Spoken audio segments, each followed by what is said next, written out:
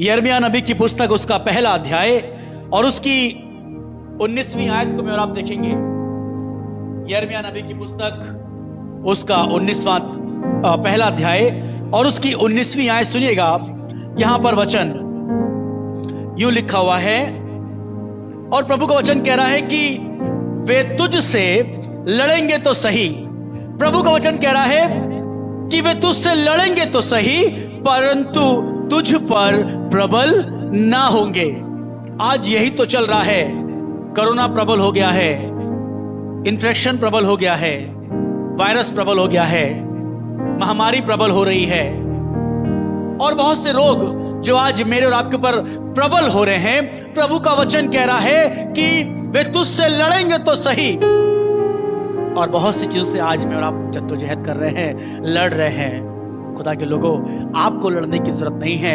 आप अपने जीवन में परमेश्वर को आगे करें। जब आप परमेश्वर को आगे करते हैं, परमेश्वर कहता है ये लड़ाई तुम्हारी नहीं वरन मेरी है, क्योंकि युद्ध यहोवा का है और वही तुम्हें विजयी करेगा। और इस युद्ध में भी जिस महामारी से आज लोग परेशान हैं, फिर से वो समय आ गया जब चर्चेस बंद हो रहे हैं, जब आराधनालय, जब गिरजाघर, परमेश्वर का आराधना के स्थान जब बंद हो रहे हैं, ऐसे समय पे जब लोग अब मिल नहीं सकते, शायद शादियों में भी या मिट्टी में भी बहुत ज्यादा लोग जा नहीं सकते हैं। अब लोग हाथ मिलाने से भी डर रहे हैं, घर की तो बात छोड़ दीजिए। ऐसे मौके और ऐसे समय में भी मैं आपको इनकरेज करना मांगता हूं, आपको उत्साहित करना मांगता हूं, इस बात से आपको बल देना मांगता हूं। शायद आपका बल घट गया है न्यूज सुनकर, खबर सुनकर, मोबाइल पर, व्हाट्सएप पे और फेसबुक पे बहुत सी खबरें आप सुन रहे होंगे या बहुत सी बातें आप लोगों के द्वारा सुन रहे होंगे जो आपको बार बार डरा दे रही है। अब लॉकडाउन हो जाएगा, अब महामारी दूसरा रूप ले लेगी, ये वाला तो और भयानक है, बचने का मौका नहीं दे रहा है। ये सारी बातें मैं और आप सुन सुन के और कमजोर और बुज़दिल पड़ते जा रहे हैं। पर आपको आज इस बात से इनकरेज करने की आवश्यकता है और आपको इस बात से इनकरेज कर रहा हूं कि खुदा के लोगों, आप जो वचन पर विश्वास करते हैं, जो वचन की मनादी करते हैं, वचन पर चलने वाले हैं, आपके लिए खुशखबरी है कि वे ये दुष्ट, ये जो बीमारी, ये महामारी तुमसे लड़ेगी तो जरूर, तुमसे लड़ेगी।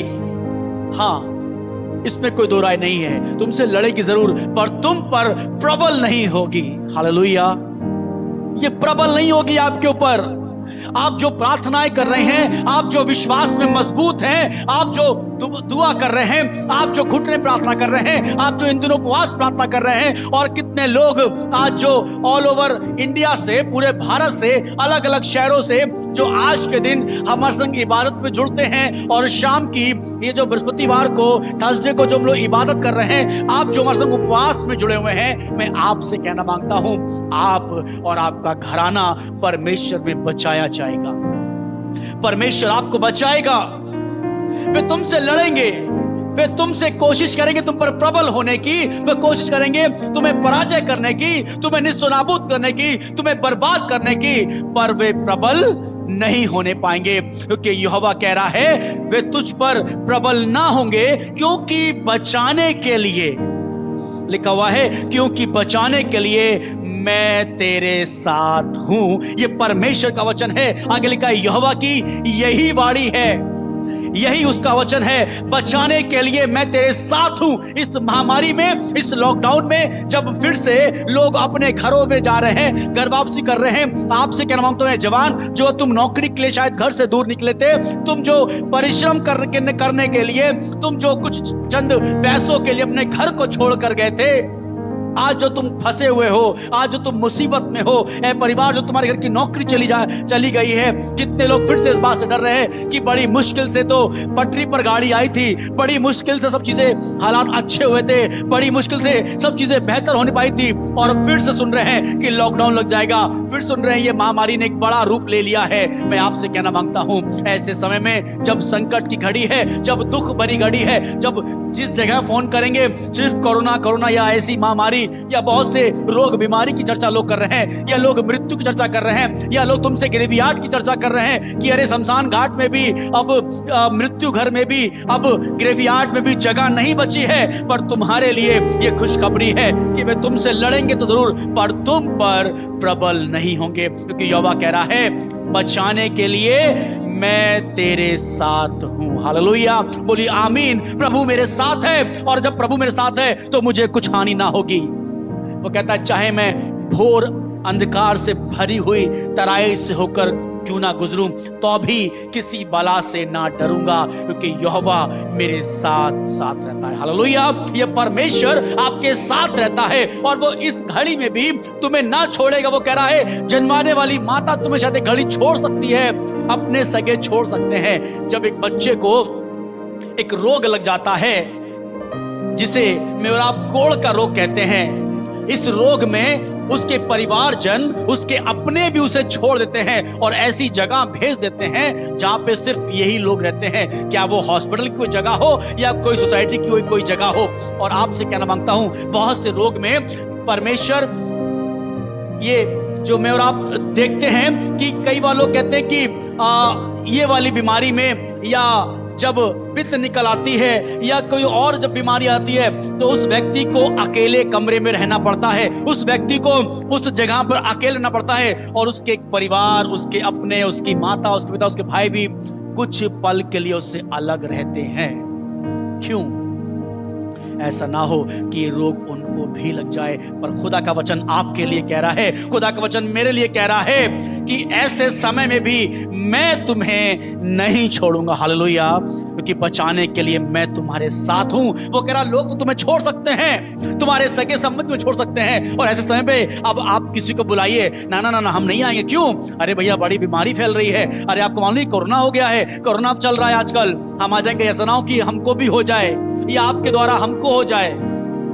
पर एक है जो सदा तुम्हारे साथ रहता है, एक है सदा जो मेरे साथ रहता है, और वो है आसमान खुदा, वो है यीशु मसीह, जो मुझे कभी ना छोड़ेगा, ना कभी त्यागेगा। चाहे अकाल आए, चाहे भुखमरी आए, चाहे बीमारी आए, चाहे रोग आए, चाहे कलेश आए, चाहे तंगहाली क्यों ना आए, वो मुझे कह रहा है कि मैं तेरे साथ हूं, बचाने के लिए मैं तेरे साथ हूं। जब प्रॉब्लम्स आने वाली है, जब लग रहा है समस्याओं ने घेर लिया है, जब लग रहा है नौकरी भी चली जाएगी, जब लग रहा है घर का किराया कहां से जाएगा, जब लग रहा है अब आगे को राशन कहां से भराएंगे, जब लग रहा है अब जो तनख्वाह आ रही थी, जो थोड़ा सा पैसा आ रहा था वो भी नहीं हो पाएगा, अब जो शायद हस्बैंड तुम्हारे कमाई कर रहे थे अब वो भी बंद हो गई है।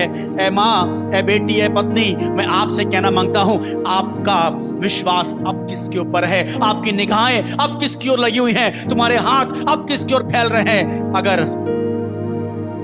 एक काम कर सकते हो, और वो ये कि या तो संसार की ओर भागो जहां पर लोग खुद डरे हुए हैं, जहां से तुम्हें सिर्फ और सिर्फ धोखा मिलेगा, या एक काम कर सकते हो, तुम परमेश्वर के चरणों में बैठ सकते हो या उसकी हुजूरी में आ सकते हो। कहो प्रभु मैं सब कुछ छोड़ के, सबकी बातों की ओर ध्यान ना लगाकर, पर प्रभु मैं तेरी ओर अपने कानों को लगाता हूं और तेरे वचन को सुनने के तैयार हूं। तेरा वचन प्रभु मुझे संभालेगा, तेरा वचन मुझे ढांढस बांधेगा, तेरा वचन मुझे बल देगा। और ये वचन जो खुदा का कलाम, जो प्रभु परमेश्वर का वचन है, ये मुझे और आपको संभालेगा। इस रोग, इस महामारी, इस भुखमरी, इस अकाल, इस महंगाई, इस तंगहाली में ये वचन मुझे और आपको संभालेगा।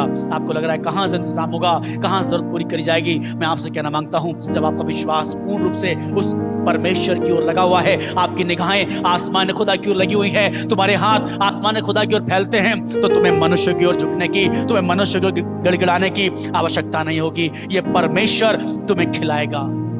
इस अकाल के समय में, इस कोविड के समय में वो परमेश्वर तुम्हें पालेगा। वो कह रहा है बचाने के लिए मैं तुम्हारे साथ हूं।